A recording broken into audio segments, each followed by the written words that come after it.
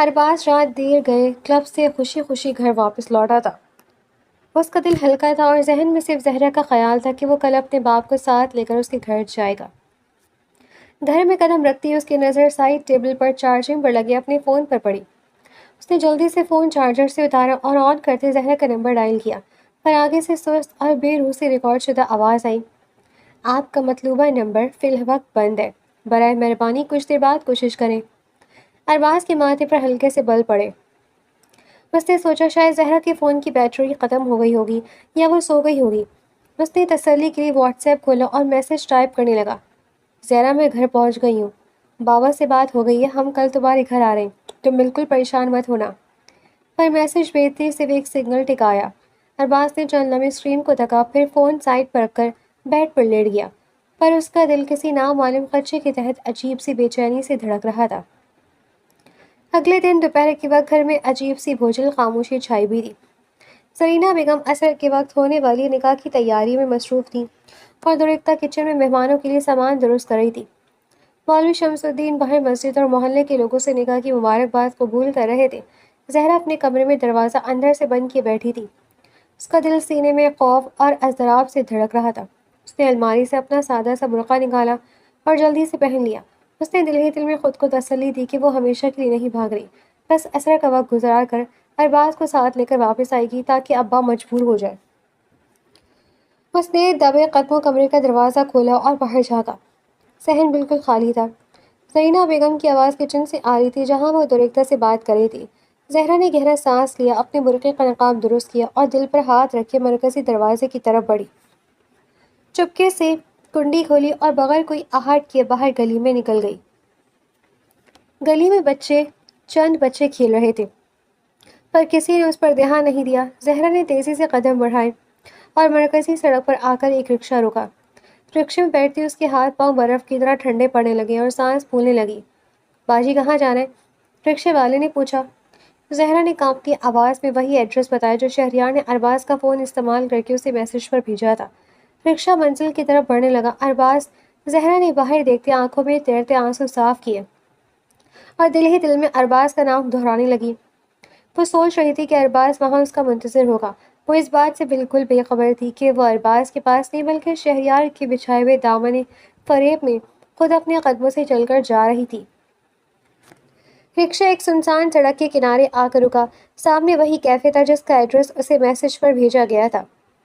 زہرا نے رکشے والے کو پیسے دیے اور برقعے کا نقاب درست کرتی کیفے کی سمت قدم بڑھانے لگی۔ اس کا دل تیزی سے دھڑک رہا تھا اور ٹانگیں ارد گرد ارباز کی گاڑی تلاش کر رہی تھی۔ وہ ابھی کیفے کے داخلی راستے کی طرف بڑھ ہی رہی تھی کہ اچانک ایک کالے رنگ کی تیز رفتار گاڑی اس کے بالکل قریب آ کر بریکوں کی زوردار چیخ کے ساتھ رکی۔ زہرا نے شدید ناگواری اور ناپسندیدگی سے رخ موڑ کر سائڈ سے گزرنا چاہا، پر اگلے لمحے گاڑی کا دروازہ کھلا اور اس میں سے شہریار باہر نکلا۔ شہریار کے چہرے پر زہر آلودہ اور مکرانہ مسکراہٹ تھی۔ زہرا کے تن بدن میں آگ لگ گئی۔ تم یہاں کیا کر رہے ہو؟ دور ہٹو میرے راستے سے۔ شہریار نے کوئی جواب دینے کے بجائے اپنی جیب سے رومال نکالا اور ایک دم زہرا کی طرف لپکا۔ اس سے پہلے کہ وہ کچھ سمجھ پاتی، شہریار نے پیچھے سے اس کا برقع دبوچا اور دوا چھڑکا رومال اس کے ناک اور منہ پر جما دیا۔ پر زہرا نے ہار نہ مانی۔ اس نے پورے زور سے اپنی کونی شہریار کے پیٹ پر مار کر اسے پیچھے دھکیلا۔ چھوڑو مجھے گھٹیا انسان! زہرا چیخی اور اپنے پورے فورس کے ساتھ ایک تھپڑ شہریار کے منہ پر دے مارا۔ شہریار غصے سے پاگل ہو گیا۔ اس نے زہرا کے بالوں کو برقعے کے اوپر سے ہی بے دردی سے دبوچا اور دوبارہ رومال اس کے چہرے پر جھپکانے کی کوشش کی، پر زہرا نے اپنے ناخن اس کے چہرے اور گردن پر گاڑ دیے۔ شہریار کے چہرے پر زہرے کے ناخنوں سے خون کی لکیریں ابھر آئیں۔ کتنی بھی چیخ لو زہرا، تمہیں کوئی بچانے نہیں آئے گا، شہریار نے غصے سے غرایا، اور اس نے اپنے پورے جسم کا وزن زہرا پر ڈالتے ہوئے زبردستی رومال اس کی ناک پر سختی سے جما دیا۔ زہرا نے اسے پیچھے ہٹانے کے لیے ہاتھ پاؤں مارے، پر دوا کا اثر بہت تیز تھا۔ آہستہ آہستہ اس کی آنکھوں کے سامنے اندھیرا چھانے لگا۔ اس کے ہاتھ پاؤں شل ہونے لگے اور اس کی مزاحمت دم توڑ گئی۔ جب زہرا مکمل طور پر بے ہوش ہو کر نڈھال ہو گئی تو شہریار نے ہانپتے ہوئے اپنے چہرے کا خون صاف کیا، زہرا کو اٹھا کر گاڑی کی پچھلی سیٹ پر بے دردی سے پھینکا اور تیزی سے اندر بیٹھ کر گاڑی وہاں سے بھگا لے گیا۔ فرنٹ سیٹ پر بیٹھتے شہریار نے گاڑی کی رفتار بڑھانے کا کہا اور ڈیش بورڈ پر رکھا فون اٹھا کر فوراً ارباز کے باپ فیضان خان زادہ کو کال ملائی۔ دوسری بیل پر کال ریسیو ہو گئی۔ کام ہو گیا ہے سر، شہریار نے ہانپتے ہوئے چہرے پر آئی زہر آلود مسکراہٹ کے ساتھ اطلاع دی۔ تم یقین سے کہہ رہے ہو شہریار، کوئی گڑبڑ تو نہیں ہوئی؟ فیضان خان زادہ کی آواز میں بے صبری اور تشویش واضح تھی۔ بالکل یقین سے سر، زہرا اب میری گاڑی میں بے ہوش پڑی ہے، پر ایک بات سنیں، کیفے کے باہر سڑک پر لگے CCTV کیمروں کی فوٹیج آپ کو فوراً ڈیلیٹ کروانی پڑے گی، اس سے پہلے کہ پولیس یا ارباز وہاں تک پہنچے۔ آپ اپنے بندوں سے کہہ کر وہ سارا ریکارڈ صاف کروائیں۔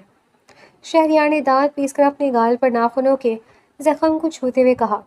فیضان خان زادہ نے گہرا سانس لیا۔ تم اس کی فکر مت کرو، فوٹیج اگلے 10 منٹ میں ڈیلیٹ ہو جائے گی، میرے بندے وہاں پہنچ رہے ہیں۔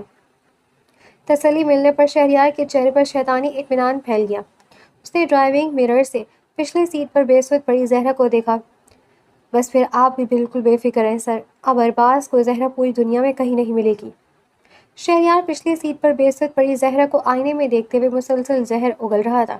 غصے اور انتقام کی آگ اس کے اندر بھڑک رہی تھی۔ اس نے ایک ویران سڑک کے کنارے گاڑی رکوائی، سیٹ سے اترا اور فوراً پچھلی سیٹ کا دروازہ کھول کر اندر آ بیٹھا۔ بہت پردے دار بنتی تھی نا تم، بد چلن آوارہ لڑکی، ایک غریب کا پیار ٹھکرا کر ایک امیر زادے کے ایک میسج پر دوڑی چلی آئی، شہریار نے نفرت سے بڑبڑا کر کہا۔ اس نے تحقیر کے عالم میں زہرا کا نقاب ایک جھٹکے سے پیچھے کھینچ دیا۔ جیسے ہی نقاب ہٹا، سامنے چاند سا روشن، بے ساختہ اور معصوم چہرہ دیکھ کر شہریار کے ہاتھ وہیں جم گئے۔ وہ مبہوت ہو کر رہ گیا۔ بے ہوشی کی حالت میں بھی اس کے چہرے کی رنگت اور نکھار اس قدر دلکش اور حسین تھا کہ شہریار چند لمحوں کے لیے سب کچھ بھول کر اسے دیکھتا ہی رہ گیا۔ پر اگلے ہی سیکنڈ اس کی آنکھوں میں دوبارہ درندگی تیرنے لگی۔ اس نے زہرا کی برقعے کی زپ پر ہاتھ رکھا اور اسے نیچے سرکانے لگا۔ یہ کیا کر رہے ہو شہریار، پاگل ہو گئے ہو کیا؟ ڈرائیونگ سیٹ پر بیٹھا اس کا دوست گھبرا کر پیچھے مڑا اور فوراً اس کا ہاتھ پکڑ کر روکا۔ انتقام لے رہا ہوں اس کی اکڑ توڑا، شہریار نے غصے سے دھاڑا۔ اس کے دوست نے اپنا سر پیٹ لیا۔ تمہارا دماغ واقعی خراب ہو گیا شہریار، ہم نے رادھا بھائی سے ان ٹچ مال کی بات کی تھی، اگر ہم نے ایسا کچھ بھی کیا نا تو سمجھو سارا محافظہ گیا، قیمت آدھی ہو جائے گی۔ اس کے دوست نے سخت لہجے میں اسے باز رکھنا چاہا۔ شہریار نے جھٹکے سے اپنا سر نفی میں ہلایا۔ مجھے رادھا بھائی کے ان پیسوں کی کوئی پرواہ نہیں ہے، وہ مجھے فیضان خان زادہ سے اچھے خاصے ملیں گے اور تمہیں بھی پیسوں کی فکر کرنے کی ضرورت نہیں ہے، میں اس میں سے تمہیں بھی اچھی خاصی رقم دوں گا، جتنی رادھا بھائی دے رہی ہے اس سے دگنی، اس لیے مجھے مت سکھاؤ، تم گاڑی سے باہر اترو اور باہر نظر رکھو کہ کوئی آ نہ آئے۔ شہریار نے نفرت اور ہوس سے مغلوب ہو کر کہا، او بھائی تمہارا دماغ مکمل سٹیا گیا ہے۔ اس کے دوست نے پکڑ کر اسے شانے سے جھنجھوڑا۔ رادھا بھائی کے پاس لڑکیوں کی کمی نہیں ہے، اس کو انٹچ ہی چاہیے، اگر تم نے ایسا کچھ بھی کیا نا تو وہ یہ لڑکی بالکل نہیں لے گی، شہریار واپس موڑ دے گی۔ پھر کیا کرو گے اس کا؟ اگر اسے واپس چھوڑیں گے تب بھی تم نہیں بچو گے، اور اگر اسے مار دیا تب بھی پولیس کیس بنے گا اور پولیس تم تک پہنچ ہی جائے گی، اور جس ارباز کے باپ کے زوم میں تم بیٹھے ہو نا وہ تمہاری کوئی مدد نہیں کرے گا، اس کا کام تو ویسے بھی ہو گیا، لڑکی غائب ہوئی یا مری، ارباز کی زندگی سے نکل گئی، تم اکیلے سولی پہ لٹکے جاؤ گے، اور جس پیسوں کے غرور میں تم پھول رہے ہو نا وہ بھی ہاتھ سے جائیں گے۔ اپنے دوست کا اتنا لمبا، بھیانک اور سچا نقشہ کھینچنے پر شہریار ٹھٹک گیا۔ وہ چند لمحے خونخوار اور بے بس نظروں سے بے سود پڑی زہرا کو دیکھتا رہا، پھر شدید خفگی اور قہر بھرے انداز میں اس نے زہرا کا نقاب واپس کھینچ کر بے دردی سے اس کے چہرے پر مارا۔ خیر مجھے تم سے کون سا اب کوئی محبت رہ گئی ہے، تمہاری جیسی تو اب ہزاروں لڑکیاں خرید سکتا ہوں میں، اور تمہیں بھی اب ہزاروں لوگ خریدیں گے۔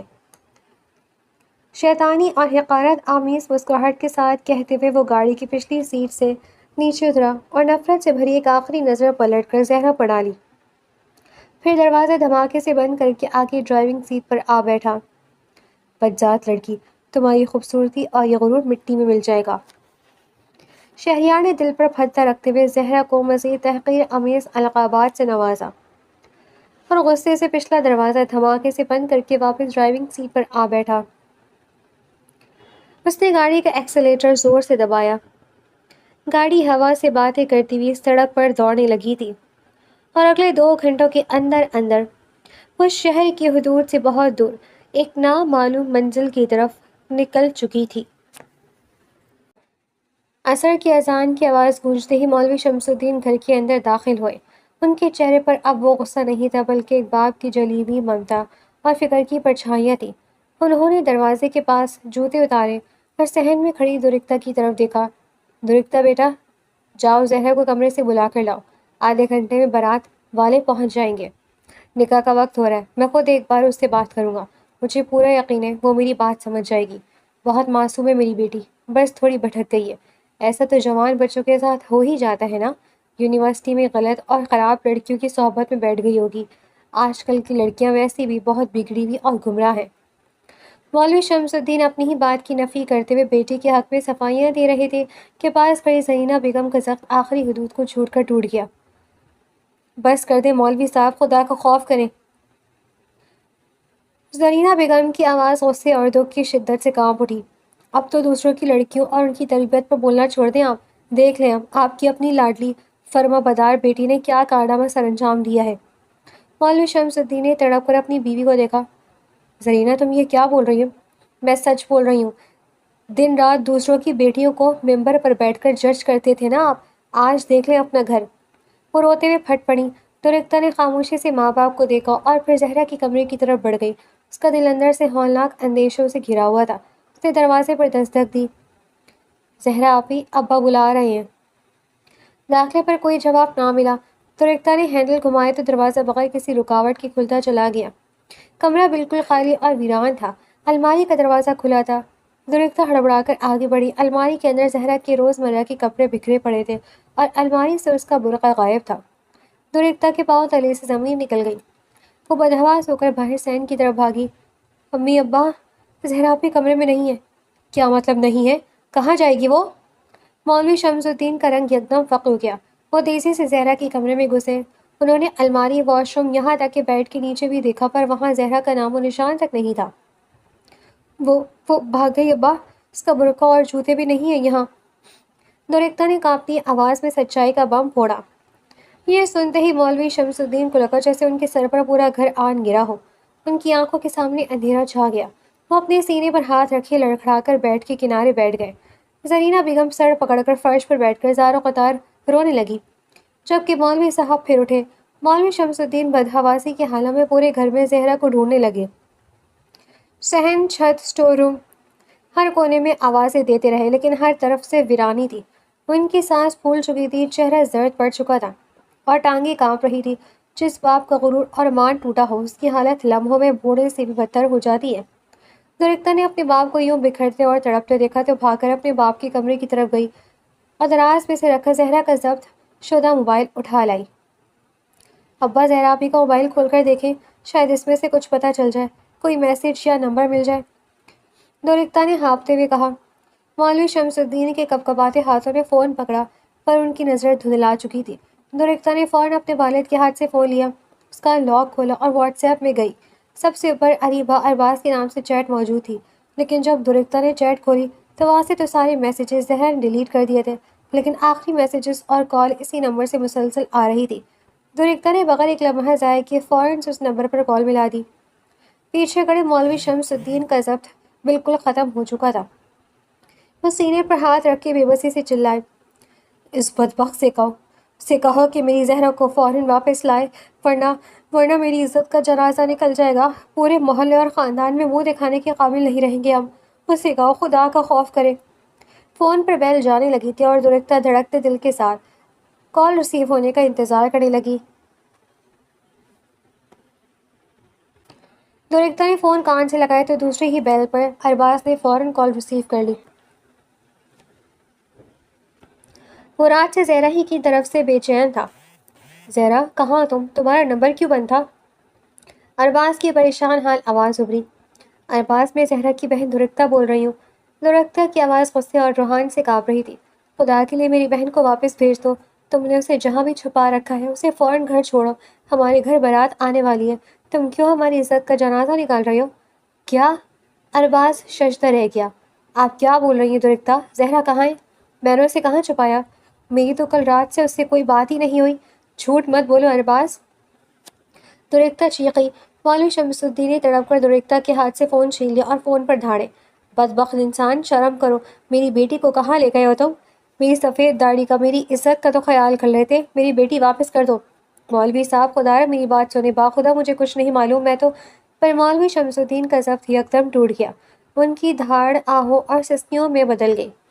वो फ़ोन पर एक बाप की इल्तिजा बनकर रो पड़े। खुदा का वास्ता है तुम्हें अरबाज, मेरी ज़हरा को वापस ले आओ।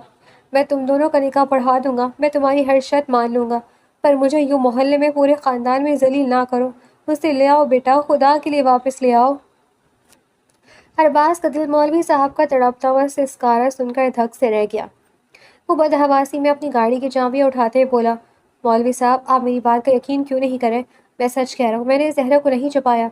मैं तो आज अपने अब्बा को राज़ी करके खुद आपके घर रिश्ता लेकर आ रहा था। मेरी कल रात से उससे कोई बात नहीं हुई। मैं खुद अभी आपके घर आ रहा हूँ। दोरिक्ता ने अपने बाप की हालत देखकर फ़ौरन गुस्से में फ़ोन काट दिया। मौलवी शमसुद्दीन फ़ोन हाथ में लिए फर्श पर ढह गए, जबकि अरबाज बागलों की तरफ अपनी गाड़ी की तरफ भागा।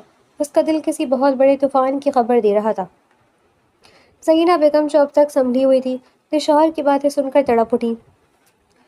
वो आगे बढ़ी और ज़ारो कतार रोते हुए मौलवी शमसुद्दीन पर चीख पड़ी, बस करें मौलवी साहब, खुदा के लिए मेरी बेटी को बदनाम करना बंद करें। मेरी जहरा कोई आवारा या बच्चलन लड़की नहीं है जो किसी के साथ भाग जाएगी। वो कहीं नहीं भागी। वो तो बस आपकी रवैया और आपकी ज़बरदस्ती से दिल बर्दाश्त होकर कहीं नाराज़ होकर चली गई है। आपने उसके साथ ज़बरदस्ती की थी ना? ज़रीना बेगम का ज़ब्त मुकम्मल तौर पर जवाब दे चुका था। उनके आंसू गालों पर बह रहे थे। आप अपने आप को बड़ा दीनदार और मौलवी कहते थे ना? तो बताएं मुझे, किस दीन में लिखा है कि बच्चों की शादी के मामलात में उनकी मर्जी के बगैर उन पर ज़बरदस्ती की जाए? हमारी शरीयत ने तो लड़की की रजामंदी को लाजिम करार दिया, लेकिन आपने तो दुनिया की फ़िक्र में, मोहल्लेदारों की बातों के डर से दीन के असल रूह को भूलकर दुनियावी नजरिए को फौक़ियत देने लग गए थे। आपका गुरूर और आपकी अना इतनी बड़ी हो गई थी कि बेटी को घर से जाने पर मजबूर कर दिया। मौलवी शमसुद्दीन ज़हीना बेगम की बातें सुनकर साकित रह गए। उनके पास अपनी बीवी की बातों का कोई जवाब नहीं था। ये सज़ा है आपके लिए। ज़हीना बेगम ने अपने सीने पर हाथ मारते हुए चीख कर कहा, यह अल्लाह की तरफ से आपकी इस अकड़ और दुनियादारी की सज़ा है जो आज हम सब भुगत रहे हैं। आपकी ज़बरदस्ती ने मेरी बेटी को हमसे दूर कर दिया।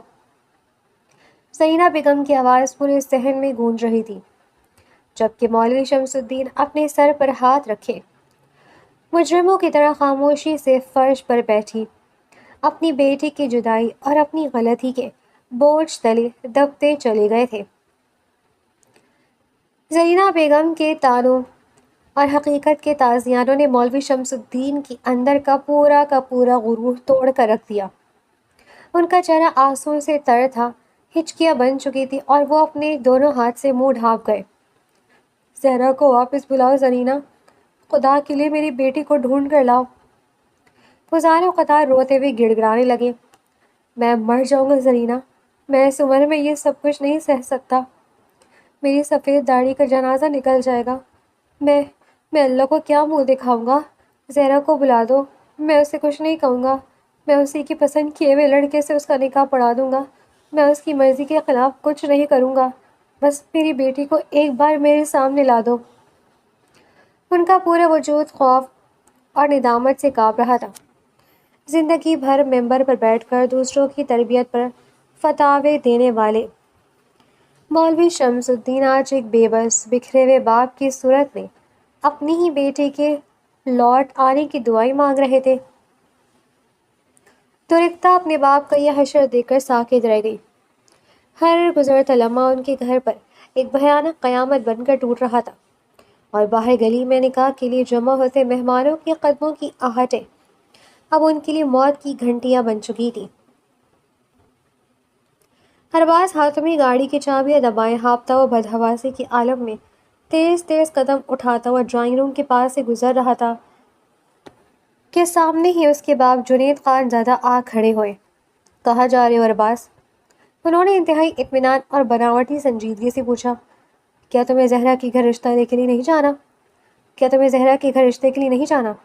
मैं तो तैयार होकर तुम्हारा इंतज़ार कर रहा था। ارباز کے پاس اس وقت ان کے سوالوں کے جواب دینے یا کوئی وضاحت کرنے کی بالکل مہلت نہیں تھی۔ اس کا دماغ زہرا کے اچانک سے غائب ہونے کی خبر سے سن ہو چکا تھا۔ آپ ابھی یہ سب چھوڑیں، میں بعد میں بات کرتا ہوں۔ ارباز نے اپنے باپ کو سرسری انداز میں ٹالا اور انہیں دیکھے بغیر تیزی سے دروازے کی طرف لپک کر نکل گیا۔ اگلے ہی لمحے باہر پورچ میں گاڑی کے سٹارٹ ہونے اور تیز رفتاری سے زناٹے بھرتے ہوئے نکل جانے کی آواز آئی۔ ارباز کے جاتے ہی جنید خان زادہ کے چہرے سے بناوٹی سنجیدگی کا خول اتر گیا۔ ان کے ہونٹوں پر مکرانہ، زہر آلود اور فاتحانہ مسکراہٹ پھیل گئی۔ انہوں نے بڑی شان سے سوٹ کے کوٹ کے بٹن درست کیے اور اطمینان سے صوفے پر جا کر بیٹھے۔ وہ اچھی طرح سے جانتے تھے کہ ارباز اب چاہے پوری دنیا بھی چھان مارے، اسے زہرا کبھی بھی کہیں نہیں ملنے والی تھی۔ دروازے پر زور سے دستک ہوئی۔ مولوی شمس الدین، زرینہ بیگم اور دورکتا کے جسم کا سارا خون جیسے ایک لمحے میں جم گیا۔ نکاح کا وقت ہو چکا تھا اور بارات والے آ پہنچے تھے۔ زرینہ بیگم نے خوف سے زرد پڑتے چہرے کے ساتھ اپنے شوہر کو دیکھا۔ مولوی شمس الدین کے ہتھوڑے کی طرح بجتے دل کے ساتھ ہمت مجتمع کی اور کانپتے قدموں سے باہر نکلے۔ جیسے دروازہ کھولا، سامنے لڑکے کے والد واضح علی صاحب، لڑکا اور رشتہ دار مسکراتے چہروں کے ساتھ پھولوں کے ہار لیے کھڑے تھے۔ السلام علیکم مولوی صاحب، مبارک ہو جی، ماشاءاللہ وقت پر پہنچ گئے ہم۔ واضح علی صاحب نے خوش دلی سے پیش قدمی کرنا چاہی، پر مولوی صاحب کا فاقہ چہرہ اور بدحواسی دیکھ کر وہ وہیں رک گئے۔ واضح علی صاحب، مولوی شمس الدین کی آواز حلق میں اٹک گئی، آپ لوگ فی الحال واپس چلے جائیں، نکاح آج نہیں ہو سکتا۔ کیا؟ واضح علی صاحب کا ہنستا ہوا چہرہ یکدم سخت ہو گیا۔ یہ آپ کیا کہہ رہے ہیں مولوی صاحب؟ کیا مطلب نکاح نہیں ہو سکتا؟ کچھ ایمرجنسی ہو گئی ہے گھر میں؟ آپ سمجھنے کی کوشش کریں، آپ فی الحال مہمانوں کو لے کر جائیں۔ مولوی صاحب نے ہاتھ جوڑتے ہوئے گھبرا کر التجائیہ انداز میں کہا۔ لڑکی کے والد کو سانپ سونکھ گیا، ان کا لہجہ لمحوں میں تلخ ہو گیا۔ ہمیں کیا سمجھائیں گے آپ؟ ہمارے سارے مہمان آ چکے ہیں، ہم بارات لے کر آپ کے گھر کے باہر کھڑے ہیں اور آپ کہہ رہے ہیں ایمرجنسی ہو گئی ہے۔ کیسی باتیں کر رہے ہیں آپ؟ کیا ایمرجنسی ہوئی ہے ہمیں بھی تو بتائیں، ہم آپ کے رشتہ دار بننے جا رہے ہیں، بتائیں ہم مدد کرتے ہیں۔ ان کے بولنے پر گلی کے کچھ محلے دار بھی وہاں جمع ہونا شروع ہوئے۔ کیا ہوا واضح صاحب، سب خیریت تو ہے نا؟ محلے کا ایک بزرگ آگے بڑھا۔ مولوی صاحب، آپ اتنے پریشان کیوں لگ رہے ہیں اور اندر سے زینہ بھابی کی رونے کی آوازیں کیوں آ رہی ہیں؟ مولوی شمس الدین کے پاس ان سوالوں کا کوئی جواب نہیں تھا۔ جب محلے کا ایک لڑکا بولا، مولوی صاحب، آپ کی لڑکی کو میں نے گھنٹہ 2 گھنٹہ پہلے کہیں جاتے ہوئے دیکھا تھا، وہ آپ کی بڑی بیٹی ہی لگ رہی تھی، سب خیریت تو ہے نا؟ اس لڑکی کی بات پر سارے ایک دوسرے کو دیکھنے لگے اور پھر مولوی صاحب کو جن کی نظریں جھکتی جا رہی تھی وہ زمین میں گڑنے لگے تھے کہ تبھی گلی میں تیز رفتار گاڑی کے بریکوں کی چیخ گونجی۔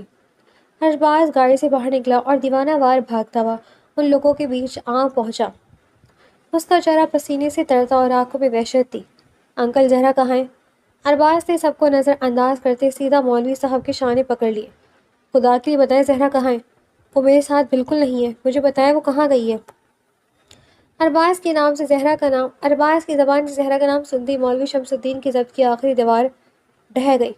چٹاخ! ایک زوردار تھپتا ہوا تھپڑ مولوی صاحب نے اپنے پوری وجود کی طاقت سے ارباز کی منہ پر دے مارا۔ قبل اس کے کہ کوئی کچھ سمجھ پاتا، انہوں نے دونوں ہاتھوں سے ارباز کا گریبان دبوچ لیا اور اسے دیوانہ وار جھنجھوڑنے لگے۔ بتاؤ مجھے میری بیٹی کہاں ہے؟ لے گئے نا تو میری عزت کو؟ کہاں چھپایا اسے؟ بولو بدبخت!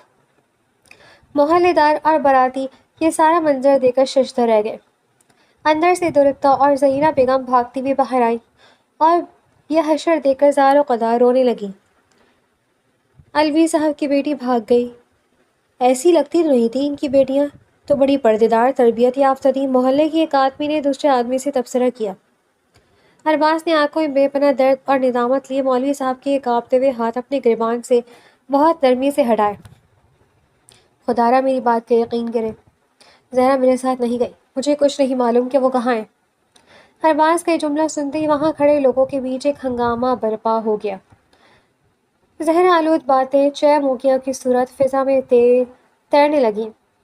لو جی ہو گیا کام، اب تو لڑکا خود ان کے گھر آ کر ڈھونڈ رہا ہے۔ ایک عورت نے منہ پر ہاتھ رکھ کر کہا۔ اس کا مطلب اس لڑکی کے علاوہ بھی کسی سے تعلق تھا، اگر اس کے ساتھ نہیں گئی تو کسی کے ساتھ گئی ہے۔ دوسری بول اٹھی، اللہ بہتر جانے، یونیورسٹی کے بہانے نہ جانے کیا گل کھلاتی رہی ہے، اور ایک ہی مولوی صاحب ہیں، دوسروں کی لڑکیوں کے بارے میں تو بڑی بیٹھکیں بٹھاتے تھے، بڑی تربیت کی بات کرتے تھے، اور اب بیٹی بھاگ گئی، دوسرے کے گھر میں جھانکتے ہیں، اپنے گھر میں دیکھنا ہی بھول گئے۔ ایک عورت نے بلند آواز سے مولوی صاحب پر جملہ بولا۔ یہ وہی عورت تھی جس کی بیٹی پر مولوی صاحب نے بیٹھک بٹھائی تھی۔ لڑکی کا باپ واضح علی تیش میں آ گیا۔ اس نے غصے سے پھولوں کے ہار نیچے پھینکے اور مولوی صاحب پر غرایا۔ تو یہ ماجرا ہے مولوی صاحب، اپنی آوارہ اور بدچلن بیٹی ہمارے سر پر تھوپ رہے تھے آپ، جو کسی اور کے چکر میں پڑی ہوئی تھی۔ مولوی شمس الدین نے تڑپ کر ہاتھ جوڑے۔ قاضی صاحب خدا کے لیے ایسا مت کہیں، تبھی ہم کہیں کہ آپ کو اتنی جلدی نکاح کی کیا پڑ گئی تھی۔ واضح علی نے نفرت سے تھوکا۔ خوب پردے داری کا ڈرامہ رچایا ہوا تھا اس پاک دامن نے، خود گھر سے بھاگ گئی اور ہمیں ذلیل کرنے کے لیے بلایا تھا یہاں۔ ارے بھائی، جو لڑکی اپنے باپ کی سفید داڑھی کا خیال نہ کر سکی وہ کسی اور کی کیا عزت رکھتی؟ ایک محلے دار نے حقارت سے کہا۔ مولوی بنا پھرتا تھا، اپنے گھر کی لڑکی پر قابو نہیں تھا اور محلے کو دین سکھاتا تھا۔ ایک اور آواز آئی۔ چاروں طرف سے تھو تھو ہو رہی تھی، باتیں، جملے اور تانے مولوی شمس الدین کے دل پر تیر بن کر لگ رہے تھے۔ وہ بھیانک رسوائی اور ذلت کا سمندر اپنے سامنے دے کر ہاتھ جوڑے، آنکھوں سے آنسو بہاتے زمین پر گرنے والے ہو گئے۔ باراتی اور محلے والے نفرت سے تھوکتے ہوئے اور لان تان کرنے لگے۔ ارباز سے یہ سب برداشت نہ ہوا۔ اس نے مولوی صاحب کو سنبھالا اور اونچی آواز سے بولا، آپ سب لوگ اپنے منہ بند رکھیں، اور مولوی صاحب آپ ان لوگوں کی باتیں چھوڑیں۔ اس وقت ہمارے لیے سب سے ضروری زہرا کو ڈھونڈنا ہے۔ ہم پولیس اسٹیشن چلتے ہیں، کیس درج کرواتے ہیں۔ Police station? مولوی شمس الدین نے ایک دم ارباز کو اپنے سے دور شدید نفرت سے پیچھے دھکا دیا۔ ان کا چہرہ بالکل بے روح ہو چکا تھا، آنکھوں کا نور ختم ہو چکا تھا۔ مر گئی وہ میرے لیے۔ انہوں نے زہر آلود اور شکستہ آواز میں یہ چند الفاظ کہے، اپنے ہاتھ چھڑائے اور ہارے ہوئے انسان کی طرح لرزتے اور شکستہ قدموں سے اپنے تاریک گھر کے اندر چلے گئے۔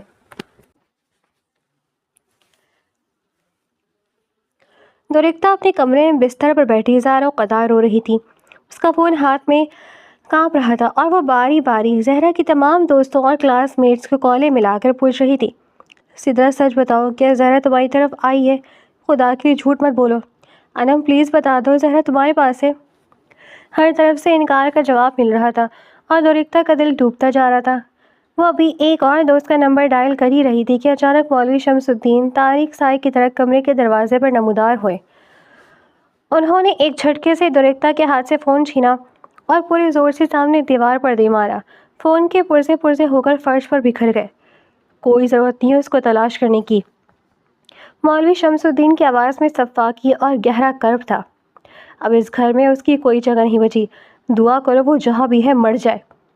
دورکتا نے خوف سے اپنے منہ پر ہاتھ رکھ لیا۔ مولوی شمس الدین مڑے اور بھوجل شکستہ قدموں سے اپنے کمرے کی طرف چلے گئے۔ باہر صحن میں دورکتا اپنی ماں کے پاس آئی جو فرش پر بیٹھی زار و قطار رو رہی تھی۔ اس نے زینہ بیگم کو اپنے سینے سے لگایا اور تسلی دینے لگی، امی سنبھالیں خود کو، اللہ پر یقین رکھیں، زہرا آپ بھی ٹھیک ہوں گی۔ دوسری طرف اپنے تاریک کمرے میں مولوی شمس الدین بیڈ پر سست وجود کے ساتھ لیٹے ہوئے تھے۔ چھت کو تکتے ہوئے ان کے ذہن میں طوفان برپا تھا۔ ان کی بند ہوتی آنکھوں کے سامنے وہ تمام چہرے گھومنے لگے جن کی بیٹیوں کے بارے میں انہوں نے بیٹھک پر بیٹھ کر فیصلے سنائے تھے، جن کی تربیت پر سوال اٹھائے تھے اور جنہیں محلے بھر میں رسوا کیا تھا۔ پھر اچانک ان کے کانوں میں آلیان کی دی گئی آخری دھمکی گونج اٹھی جب اس نے مولوی صاحب کا گریبان پکڑ کر انہیں خوف خدا سے ڈرایا تھا۔ مولوی صاحب، آج آپ کسی کی بیٹی کو رسوا کر رہے نا، یاد رکھیے گا مکافات عمل بہت سخت ہوتا ہے۔ جب آپ کی اپنی بیٹی پر بات آئے گی تب اللہ کا انصاف دیکھیے گا۔ اور پھر انہیں سدرا کی زاری اور اس کی ماں کا تڑپنا یاد آیا۔ مولوی شمس الدین نے درد اور خوف کی شدت سے زور سے اپنی آنکھیں میچ لیں اور دونوں ہاتھوں سے اپنا سر پیٹ لیا۔ یا اللہ، یہ مجھ سے کیا ہو گیا؟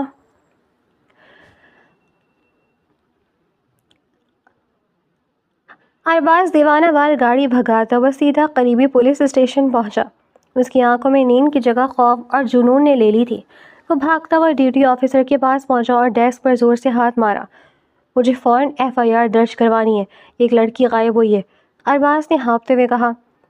ڈیوٹی پر موجود انسپکٹر نے سستی سے سر اٹھایا، ارباز کو سر سے پاؤں تک دیکھا اور ٹھنڈے لہجے میں بولا، آرام سے، بالغ لڑکی کے غائب ہونے پر ہم اتنی جلدی کیس درج نہیں کرتے، کم از کم 24 گھنٹے گزرنے کا انتظار کریں، شاید کہیں اپنی مرضی سے گئی ہو۔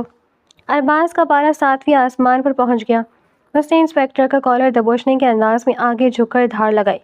تم جانتی نہیں ہو میں کون ہوں؟ جنید خانزادہ کا بیٹا ہوں میں۔ اگر اگلے 5 منٹ میں تم نے میری رپورٹ درج کر کے زہرا کی لوکیشن ٹریس کرنا نہ شروع کی تو تمہاری یہ وردی اتروا دوں گا۔ تم سب کے خلاف وہ ایکشن لوں گا کہ پولیس کی نوکری بھول جاؤ گے۔ خانزادہ کا نام سنتے انسپکٹر کے چہرے کا رنگ بدلا۔ اس نے فوراً اپنا رویہ بدلا۔ اچھا صاحب، آپ غصہ نہ کریں، ہم ابھی کارروائی شروع کرتے ہیں۔ انسپکٹر نے ارباز سے تمام تفصیلات لیں، کچھ فارمز پر دستخط کروائے اور ارباز کو تسلی دیتے ہوئے وہاں لگے کمپیوٹرز اور وائرلیس پر اپنے اہلکاروں کو ڈرامائی انداز میں ہدایت دینی شروع کر دی۔ ارباز تھوڑی دیر وہیں بیٹھ کر کارروائی کا جائزہ لیتا رہا اور پھر خود زہرا کو باہر سڑکوں پر ڈھونڈنے کے لیے پولیس اسٹیشن سے باہر نکل گیا۔ ارباز کے باہر نکلتے ہی انسپکٹر نے فوراً اپنا فون نکالا اور جنید خانزادہ کے سیکرٹری کا نمبر ملایا۔ سر، جنید کا بیٹا ارباز یہاں آیا تھا۔ انسپکٹر نے انتہائی ادب سے رپورٹ دی۔ وہ لڑکی کے غائب ہونے پر بہت شور مچا رہا تھا اور نام استعمال کر کے FIR درج کروانے کی دھمکی دے رہا تھا۔ دوسری طرف جنید خانزادہ کی سپاٹ اور آواز ابھری۔ پھر تم نے کیا کیا؟ سر، میں نے فی الحال اسے تسلی دے کر بھیج دی ہے کہ ہم سرچ آپریشن شروع کر رہے ہیں، بس آپ کو اطلاع دینی تھی، انسپکٹر نے کہا۔ جنید خانزادہ کے ہونٹوں پر شیطانی مسکراہٹ ابھری۔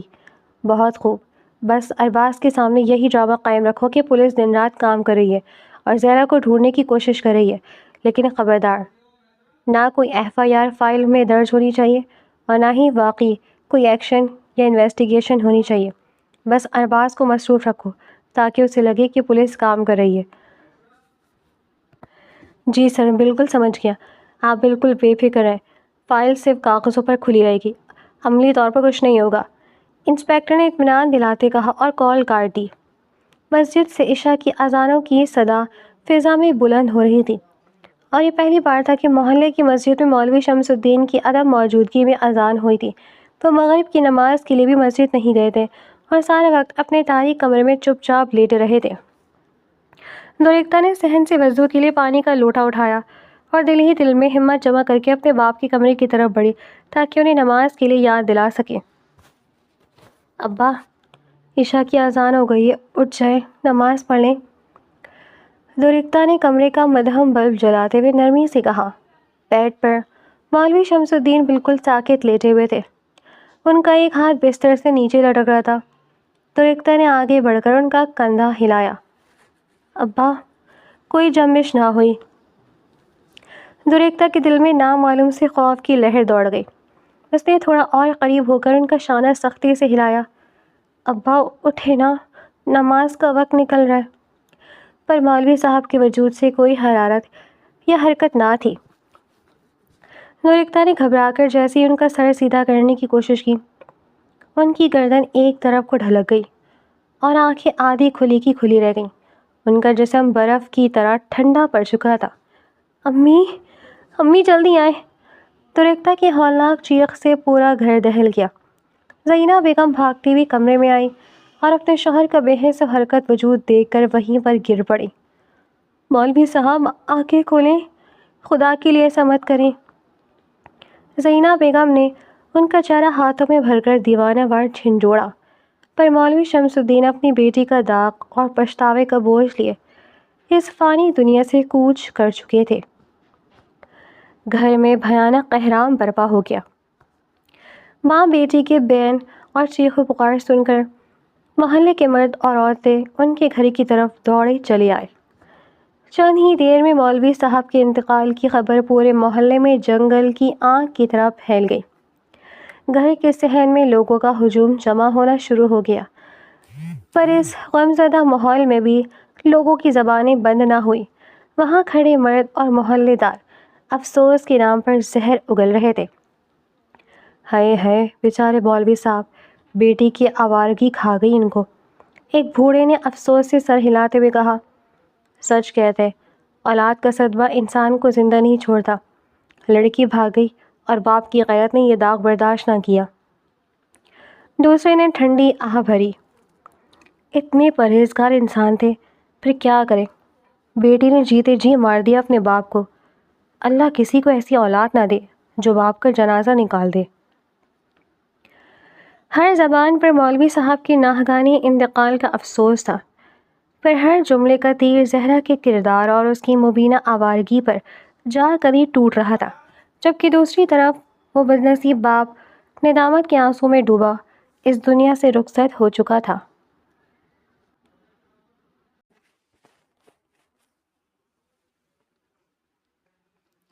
اگلا وقت مولوی شمس الدین کی تدفین کا تھا۔ قبرستان میں گہرا سناٹا تھا اور محلے کے تمام لوگ مٹی ڈالنے کے بعد دعا کے لیے ہاتھ اٹھائے کھڑے تھے۔ اسی ہجوم کے ایک کونے میں ارباز بھی کھڑا تھا، اس کا چہرہ زرد، آنکھیں سوجی ہوئی اور وجود اندر سے بالکل ٹوٹ چکا تھا۔